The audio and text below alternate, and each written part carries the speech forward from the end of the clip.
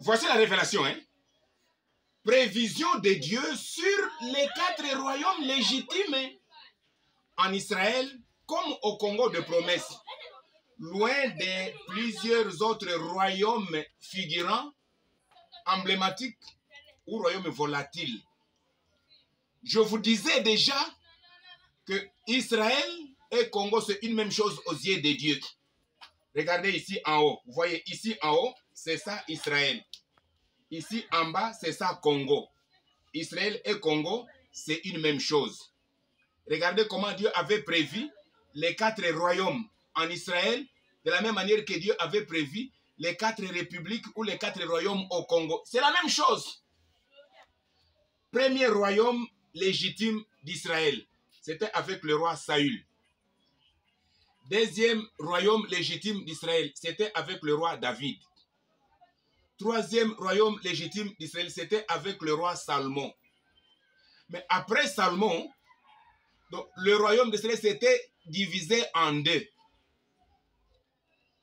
Le royaume de Juda, et le premier roi, c'était lui, Roboam. Et le royaume d'Israël, le premier roi du royaume scindé en 2, c'était Jéroboam en Israël, capitale Samarie. Donc, je vais vous dire ceci.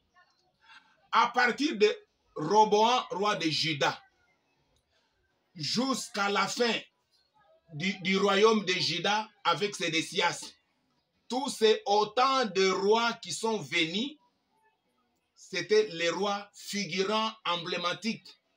Ils n'étaient pas dans le plan prophétique de Dieu sur les 4 royaumes. De la même manière, en Israël, à partir de Jéroboam, le premier roi d'Israël à Samarie, jusqu'au dernier roi d'Israël, c'était le roi Osée. Donc, tous les rois d'Israël à Samarie, c'était seulement les rois figurants emblématiques, mais qui n'étaient pas dans le plan de Dieu, dans la prophétie de Dieu, car Dieu avait dit à David qu'il va devoir élever sur son trône un roi dont son trône serait un trône éternel. Le trône éternel n'était pas celui de Salomon, mais le trône éternel du fils de David, tel promis par Dieu lui-même, c'est le 4e royaume en Israël qui est le royaume éternel du Messie. Messie, c'est lui le fils de David selon la chair. Donc, depuis que Dieu avait mis fin d'abord au royaume d'Israël, c'était environ 722 avec le roi Osée déporté à Assyrie.